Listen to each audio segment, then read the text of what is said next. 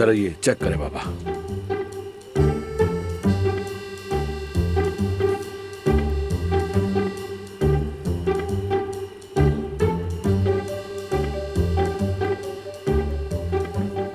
भूख लग रही है, अभी तक तैयार नहीं हुआ क्या? बस थोड़ा सा इंतजार करना पड़ेगा, फिर खाना तैयार। वैसे मुझे कहना तो नहीं चाहिए, लेकिन आप लोगों ने खाने के लिए आग देर से जलाई है। जब आप लोग जंगल में रीचो के साथ एडवेंचर कर रहे थे तो उस वक्त हम भी थोड़ा बिजी थे, मतलब एडवेंचर में। फरहाद, क्या? मेरा मजाक बना दिया है।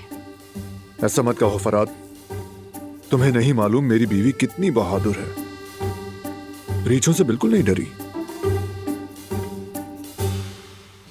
मेरी मासूम बहू को तंग मत करो बारान।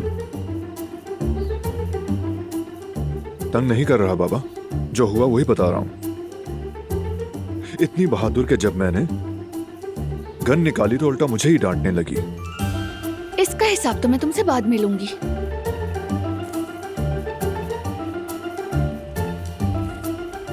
हिसाब बराबर करके रहूंगी।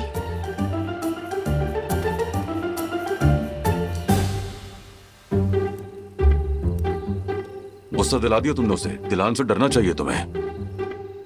दुरुस्त कहा, डरना भी चाहिए।